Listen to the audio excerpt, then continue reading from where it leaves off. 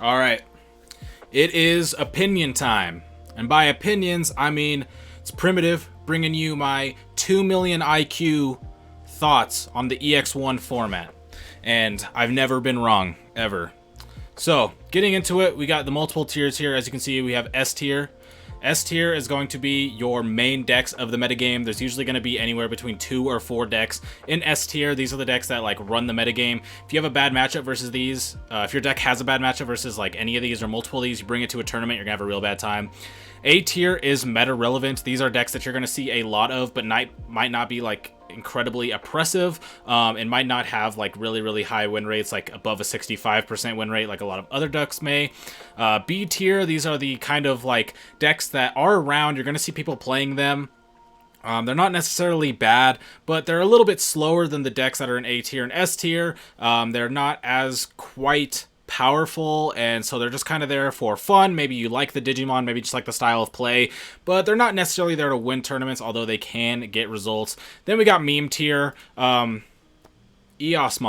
That explains it. And then Giga L. This is Giga L. If you play this deck, you're taking fat L's, all right? If you play a Giga L deck, you got nothing but L's coming your way. So getting into it, we're just going to go ahead and go in order of the tier list that we have right now. I don't know who made this tier list. I just found it on Tier List Maker, but whoever made this, shout out to you. I appreciate it. So we're going to go ahead and get into D-Brigade. D-Brigade is a deck that I have played a lot myself. I've brought a lot of D-Brigade content onto the channel. I've been playing a lot of D-Brigade just in general since BT4. I'll probably play it every format. I love D-Brigade, but when getting into EX1, here's the thing about D-Brigade. D-Brigade is a very powerful deck. It can have a lot of aggression early, and the fact that you can fit in naturally a lot of strong security cards can give you good matchup versus things like Jesmon and Gabumon, because you can hit things like Ultimate Flare. You can bring out Digimon like the Geogreymon and stuff like that, and it can be really good. However, in the current metagame going into EX1, it didn't get as many cards as some of the top 3 or 4 decks did.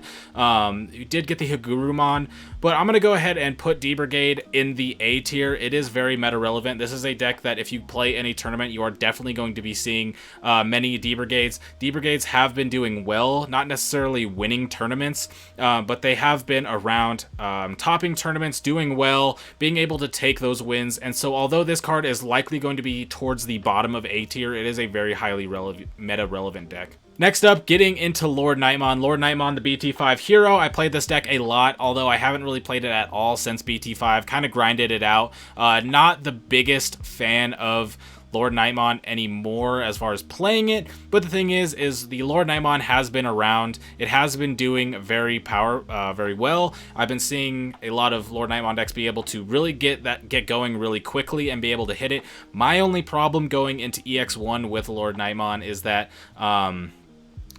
I think one of the biggest things is it kind of could have a good matchup versus Gabumon because of the fact that you'd be able to go really fast, you'd be able to get something really big that not necessarily Gabumon can swing over, and that could cause a lot of issues. But with Ice Wall being introduced, I do think it gets hurt a little bit. Decks that want to go really wide, and that's kind of their main thing, is going wide without having like other forms of going wide, such as D-Brigade has like the security, so you don't necessarily have to like play Digimon, they just come out for free. This is you're playing stuff, sometimes for free with the swinging, but a lot of times you're just going wide.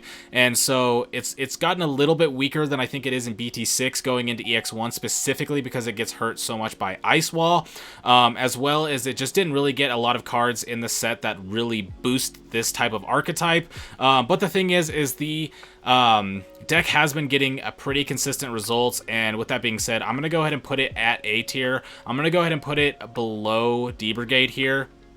The reason being is D-Brigade, and from what I've seen, has been getting more results, more lists have been topping more consistently, as to where LordKnightmons have been having a higher, like, high roll, if you will. Like, one LordKnightmon will usually make it very deep, as to where 2 or 3 D-Brigades can make top cut, as we've seen in the online tournament. So it's a very definitely meta-relevant deck.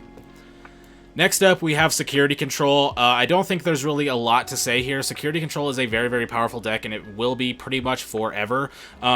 It's one of those things where security is kind of a natural part of the game. So being able to utilize your security as a resource to advance your game plan is always going to be a thing, and as such, Security Control is always going to be a meta-defining deck. as much as I have said I do think security control is going to be weaker in the EX1 format going forward, just because I think there's going to be an influx of Jesmons, as well as the emergency program shutdown, hitting it down. By the definition of S-tier being meta-defining, security control is that. It can have a very good matchup versus Bond of Friendship, which is probably the most meta-defining deck in the format right now, and as such, this is definitely a solidified S-tier. Next up, we have Etemon. We did get the new Etemon in EX1. We have some old Etemon cards as well.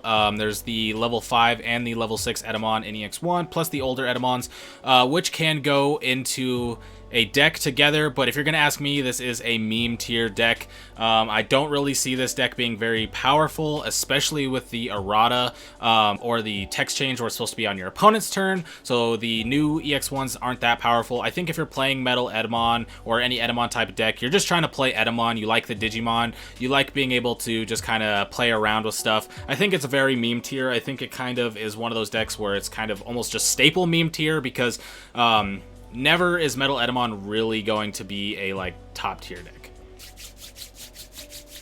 Black Royal Knights, baby. Oh yeah, Black Royal Knights. My favorite part of the tier list, baby. Let's just get right on into it. B tier. B tier. This deck is around all the time. Black Royal Knights is a deck that a lot of people play. If you ask a Black Royal Knights player, they're gonna say that it's like the best deck. This deck goes hard. However, it doesn't get results. Doesn't really have a good matchup versus many of the major decks outside of like Agumon. People like to think that it's good against the Gabumon because you can get a 14k Craniumon, but things like Howling Memory Boost and Cocytus Breath say otherwise. I've played against a bunch of Black Royal Knights as Bond of Friendship. Never once has Craniumon ever been an issue. Even if they want to trade in at 14, that's fine. I'm able to bot deck a Mechanorimon and trade into a Craniumon and then get a 2-for-1, and that's fine with me. Black Royal Knights, for me, for a while was like the definition of a tier 2 deck, but the more as BT6 went on, the deck just results went lower, lower, lower. The more I played against it, the less I was impressed by it, and so I'm going to keep it at tier 3 because I think that's where it goes. Next up, we got Eosmon, the staple meme tier deck. Whenever I have a meme tier, Eosmon's always going to go at the #1 meme tier spot, because this is just that deck where if you're playing Eosmon, you aren't really trying to like win a tournament, in my opinion. It's very slow. Having your level 5s come out and swing and play another level 5 can be cute sometimes, but they're usually going to get bottom decked, or they're just going to get swung over with Jesmon or anything like that. The deck's just relatively slow. You're mostly playing Eosmon because you like the ability to play 50 of a card in the deck, and you're like, I have 12 to 16 level 5 Eosmons, and that's great. If that's the deck that you like, that's cool, but it is the definition of meme tier. Lilithmon. So the thing about Lilithmon is that Lilithmon has only gotten stronger since BT5. It was a deck that was very much around in BT5. People were talking about it, and it was that deck where if you drew the cards that you needed, you won the game. That's kind of just how it felt, but it was so bricky that you couldn't really get there. With BT6, we got way more cards that give the consistency. Going into EX1, there's also a couple cards that are going to be helping you. You can also be playing things like Analog Boy in this deck to help you search out, get that White Tamer. You could play Emergency Program Shutdown to make it so that you can slow down security control and stuff like that. And so Lilithmon has definitely gotten very, very powerful. And as such, I'm going to go ahead and put Lilithmon at the top of A tier. I don't think it's an S tier deck. It's one of those decks where it's very powerful. It's going to be very relevant.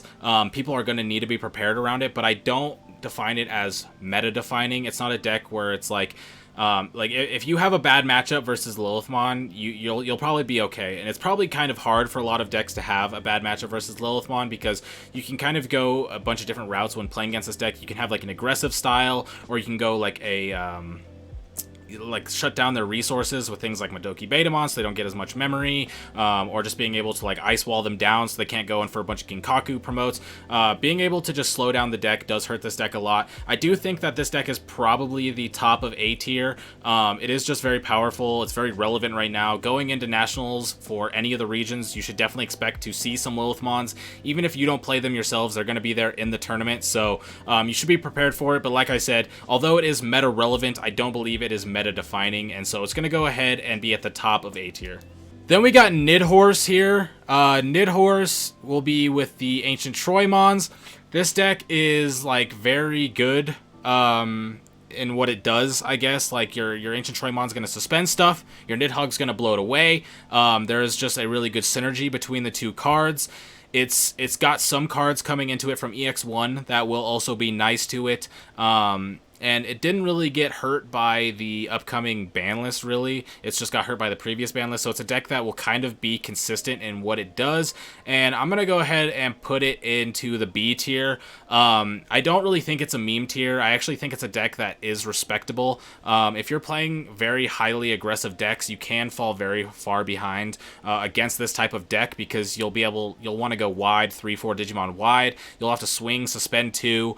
Next turn you could get Nidhogged away your whole board, so it's very good. It's kind of one of those decks where it's going to be around. We've seen people like Max Tapera be able to bring great results to the deck, but again, it's not very common that this deck tops. It is something that is there. I wouldn't consider it a meme tier, and so it's definitely a B tier. We'll go ahead and rearrange this as we get some more B tiers in here. I don't know exactly where I want it in the B tier, but it is definitely one of those decks where it can get results sometimes. We've had a couple people show us that.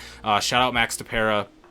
And so this is where we're going to put it for now. Shoutmon, where's it going to go? Where's Shoutmon going to go? Giga L, get in there. What do I have to say? You got Jesmon you could be playing. You got Agumon you could be playing.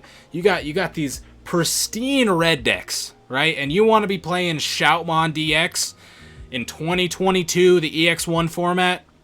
You're taking Giga Ls. You're taking Giga Ls. That's just how it is. If you're trying to Shoutmon, you're getting Giga Ls. We'll do a tier list for BT7, BTA. We'll figure out where it goes. EX1, Giga Fat L. All right, is fattest L on this whole list. This is no question the top of the Giga L list. It might be the only Giga L, but it's not a meme, and it's not B tier. It's a Giga L. All right, Hexeblaumon, and we're gonna go ahead and attach the Agumon along with the Hexeblaumon, as they are very much one in the same deck together.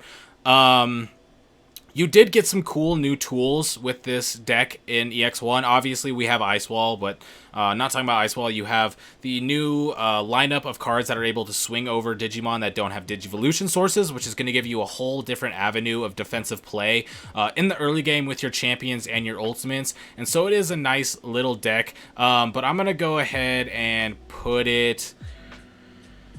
I'm going to put it at the bottom of B tier, and the reason I want it at the bottom of B tier over meme tier is I actually don't think this deck is a meme. Being able to hard play a Hexeblaumon is literally a strategy versus some decks. Some decks, it's very hard for them to get over that. With the new support in Ice Wall, the Kakumons and stuff like that, it can be a little bit more powerful of a deck. I haven't really seen Hexeblaumon Zulong really get results, but it doesn't really fit in the meme tier. It's definitely not a Giga L. It's a deck that you can definitely win with, and if your opponent doesn't respect it, they're gonna kind of get destroyed. And so I would put Hexeblaumon probably towards the bottom of B tier. All right, going into Jesmon. We all know Jesmon. Jesmon's not yet been nerfed with the Savior Hookmon. Very, very strong deck, and there's no other way to put it than meta-defining, much so more than the Machinedramon here with the security control. Jesmon is that deck where if they hit those cards, you're getting OTK'd, and a lot of times you can't do anything about it because of things like Delicate Plan, but this deck is just very powerful. A lot of people are going to be playing it. You should expect a very, very, very high representation of Jesmon at any of the nationals that you play at. It is going to be a deck that is very much a round. If you have a bad matchup versus Jesmon and take that deck to a tournament, you're going to have a very terrible time. So you definitely going to be putting Jesmon up there in the S tier above security control. No real question there. Agumon, Bond of Bravery. This is the deck where I was kind of memeing on it for a bit. I was like, it's just the worst bond. I'm not the biggest fan of it. Then I've been getting to play with it a lot more. I've been able to really test it. I've been able to watch other people play with it in the EX1 format and the BT6 format. It feels very much the same. You do get a buff in the EX1 format with the EX1 Agu, which is going to give you a lot more resources. It's going to be very, very nice. A very good card to be having in the EX1 Agu build. And as such, I am putting it at the bottom of S tier. This deck has been exploding in popularity in both EU and NA, topping tournaments pretty much left and right. A large variety of people are playing this deck, being able to do things like go into promo Greymon, swing in some Lightning Jousts, be able to swing in early, or just be able to have like a bunch of resources with things like Marcus, being able to tap to gain a memory. You have ties, which are going to help you promote. You can play the Agumon package. You have very, very powerful Agumons, which can buff up your Greymons. Agumon Expert is also a very good resource tool, especially in this type of metagame. And so I'm going to be putting it at the bottom of S tier. I would have been putting it towards the top of A tier, but it's just been exploding so much. It's been playing so much that it's one of those decks where now me personally, not playing it at Nationals and me playing other decks, I am very much testing versus this deck, very much trying to get my matchup down versus this deck, because if you have a bad matchup versus Agumon, it is going to destroy you in like 3 turns, and if you're not ready for it, you just have to be ready for it. And so bottom of S tier for me. Oh, here we go. Bond of Friendship. I don't think I really have to like bait here. Everybody knows where I'm putting this. Top of S tier, best deck in the format, my opinion. I think it is the best deck, uncontested.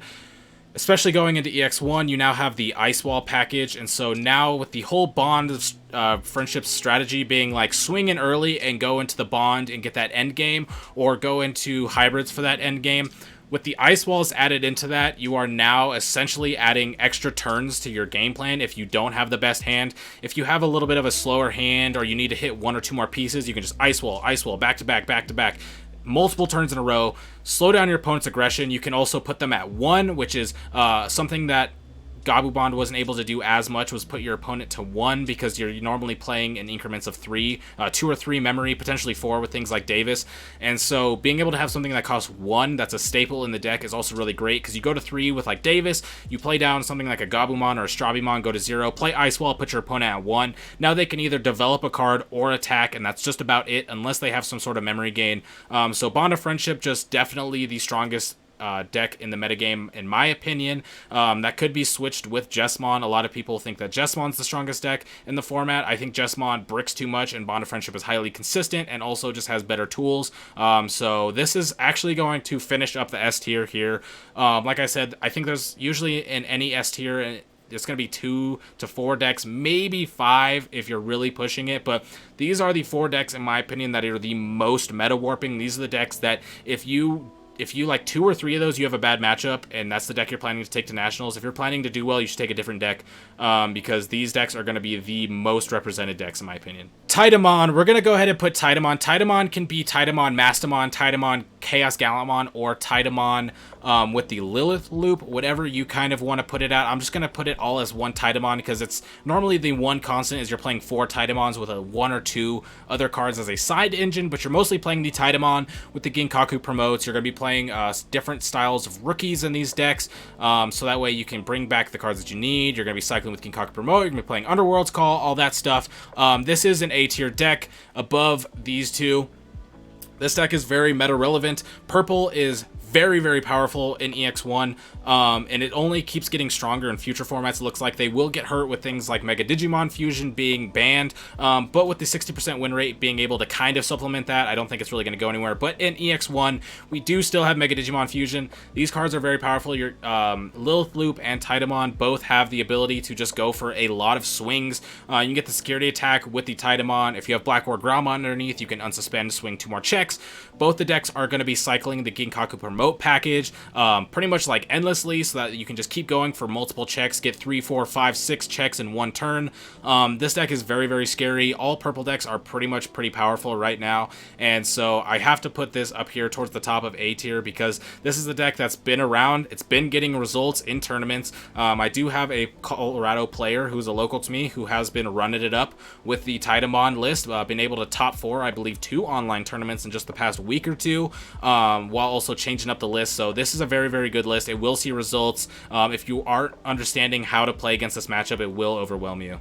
All right, getting on into the next one, we're going to go ahead and have 3 Musketeers, very powerful deck. This is a deck that was at one point a meta-defining deck, and it would be an S tier deck, but it has since gone down a little bit in power, I would say. You do get some nice tools in EX1 with Analog Boy being able to trash some cards. A deck that loves to utilize the trash. You want to be able to play those Beelstars for cheap, so Analog Boy, great card. You also get access to the Emergency Program Shutdown, a card that I've mentioned multiple times. It's just a good card. It's going to be nice for cards that play white Tamers, and Beelstar or Three Musketeers is going to be playing white Tamers in the Analog Boy at least, because it helps it out so much.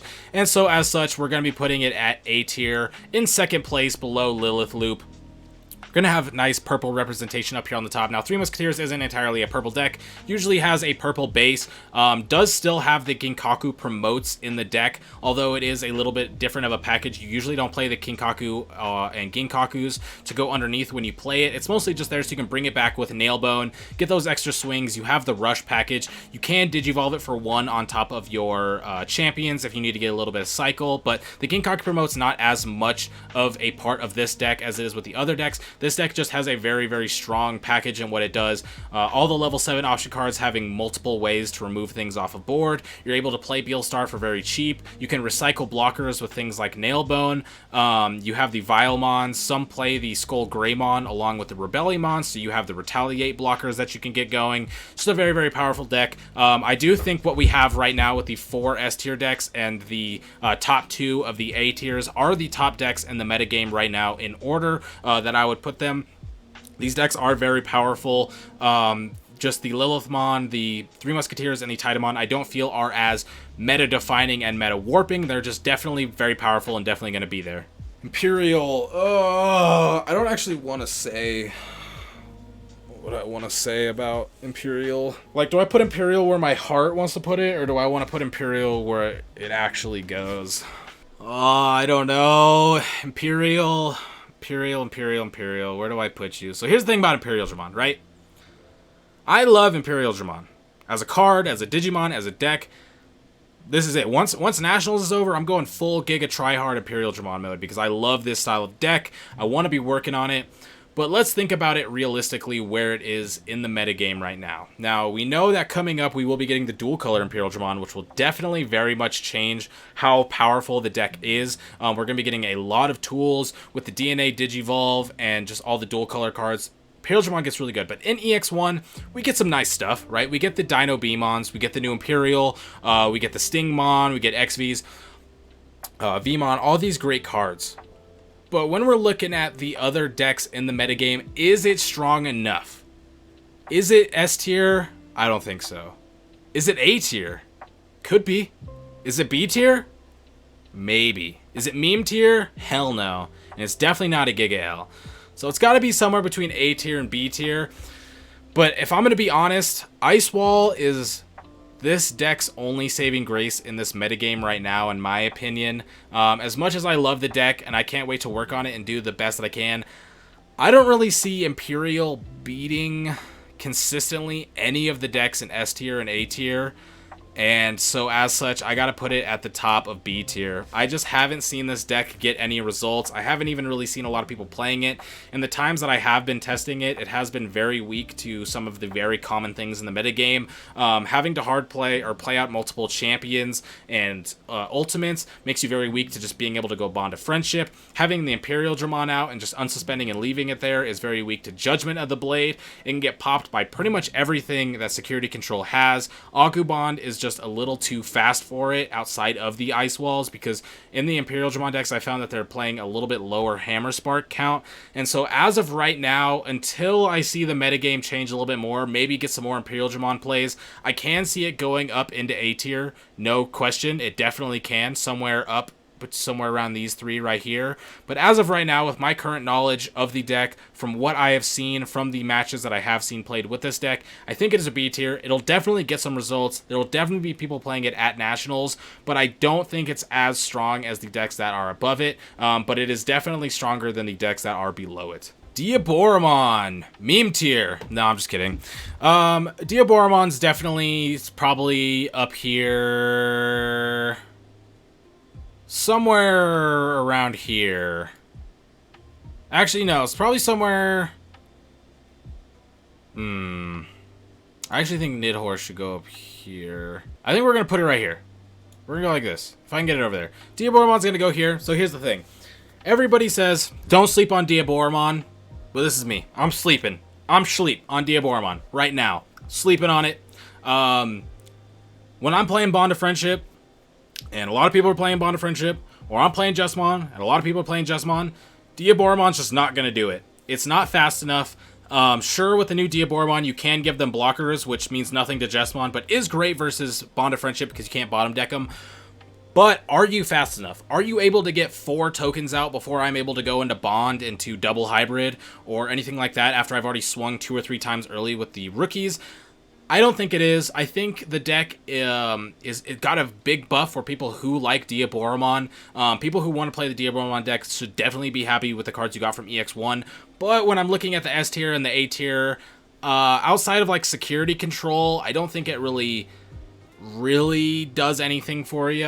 It's just still a deck that's a little bit slow. In BT5 and BT6, I played against a bunch of Diaboromon decks. A lot of people in my local area like to play Diaboromon, and I've played against people in my Discord who also like to play Diaboromon. And it's one of those decks where every single time I've played it, they like play a Caramon, and I'm just like, okay, I won this game because I'm playing Bond of Friendship, and this deck is just so slow that by the time you get a Diaboromon out and get like 1 token, you better hope it has blocker, and even then, they're not strong enough to stop Bond of Friendship. So I'm going to put this in towards the middle of B tier. It'll definitely be around.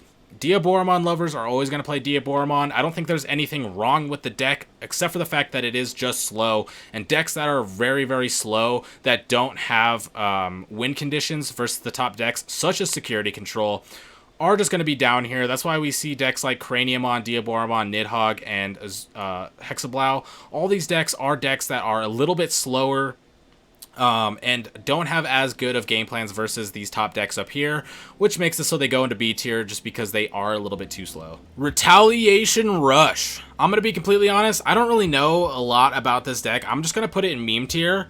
I don't think this is like a real deck.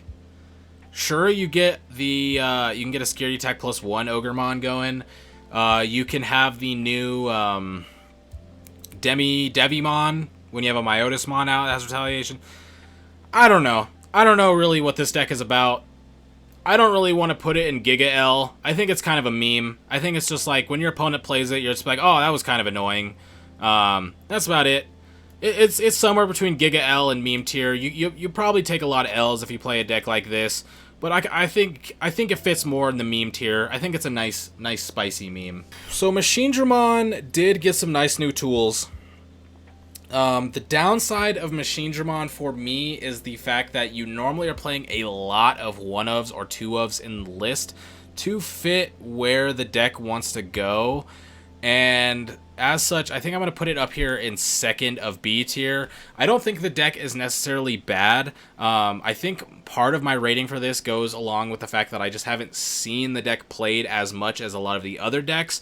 But from the deck list that I have seen and the matches that I have played against, I have been a little unhappy at the inconsistencies of the cards, playing all kinds of different 1 or 2-ofs of level 5s, so that way you can fit with it. And obviously it makes sense with the deck. You want to get those sources underneath. I've seen people play things like Kaiser Nail with it, so you can play out level 5s for 4 cost, alongside while having Sorajo. It's a very interesting deck. It can go a lot of ways, but as of right now, from what I can see, it's a deck that is also kind of slow, which has been a factor in a lot of these B tier decks. It's just a little bit slow in the metagame, and the fact that you're playing so many 1-ofs and 2-ofs is going to drop the consistency of the deck by quite a bit. It's definitely not meme tier, it's definitely not Giga L. This deck will be around. You should definitely know what the cards in this deck are doing, know how to play around it, so that when you play against somebody, you actually can be prepared for it, because if not, they might be able to overwhelm you.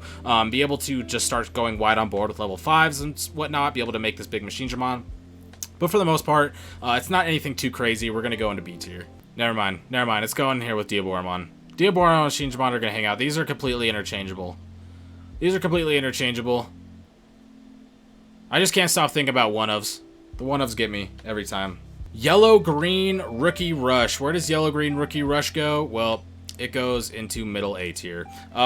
Just like Security Control, Rookie Rush is a deck that will always be around. It is just a kind of mechanic of the game With the memory being how it is, being able to just put your opponent at very low while playing high DP rookies, while also being able to play things like Spiral Masquerade, Blinding Ray, you'll have access to green cards like Flower Cannon, Puppetmon, all these different cards. Rookie Rush will always be a meta-relevant deck, whether it's maybe B tier or A tier. It depends on the format. In this metagame, I have to put it in the A tier because of the fact that versus decks like Bond of Friendship, Agumon, and Jesmon, 3 of our top 4, these decks are decks that can be, they can fall behind if you outpace them and out-aggress them. And Rookie Rush can do just that. You can very easily get down 3-4 rookies in one turn while putting your opponent at like 2 memory, and then it's very hard for them to clear off. If you have decks that can clear them off, such as 3 Musketeers, Security Control, even things like Black Royal Knights, that you'll have a good time versus the deck. But it's one of those decks where versus Rookie Rush, it's very hard to have a solid gameplay going into it. It's just kind of like if they have a bad hand, you're okay. If you have a bad hand, they're probably okay. If you're able to get them low on resources, you'll be good. It's just a very, very interesting deck as far as like how you want to actually play around it. It's not the most interesting in gameplay and deck building, but it's one of those things where Rookie Rush is always going to be around. You should definitely expect to see people playing Yellow-Green Rookie Rush at Nationals. I don't think it'll be a high representation deck, but there will definitely be at least a few people who are bringing Rookie Rush and potentially doing well just because it's such a low represented deck right now that it could catch people off guard. And it's one of those type of aggressive decks where it's very straightforward in what it does, and so if you don't have an answer for that, then you're in trouble. All-Fours Veedramon. All-Fours Veedramon, it's got to go into B tier. We're going to put it above Nidhogg. It's a decent deck. The starter deck gave you a lot of nice stuff. EX1 does get a couple cards that you can play with it, like the new Vmon or whatever. You'll be able to play older cards like the V-Tamer, Tai, Sorajo is also really going to be really nice. You'll be able to play it with the BT2 or BT1 All-Fours, whichever one it is. So it is a nice little deck. I think it's a deck that will be around. I don't think it's anything too crazy. So I'm going to put it in B tier. I don't think it's stronger than Imperial. I think this is the top of B tier. And I definitely think it's stronger than the rest of the decks here. But it's definitely not meme tier or Giga L. And then we're going to go into whatever this is supposed to be, and it's going in Giga L, because if you're playing a deck based around starter deck Gallantmon, you're gonna be taking L's. Well, just like we said with Shoutmon, let's run it back. You have Jesmon, you have Agumon, and you're playing a Gallantmon deck. Giga L. That's all I have to say. But that is going to be this tier list. Let me know what part you hated the most or what you liked, what I should have changed. Let me know all your opinions down below. This is just what my opinions are after many, many, many hours of testing EX1 versus many different players versus other decks, playing as other decks. I've been able to already amass a large amount of hours in testing with this metagame, and so this is where I'm at with the tier list, but let me know what you think about it. But with that being said, I hope you enjoy. Peace out.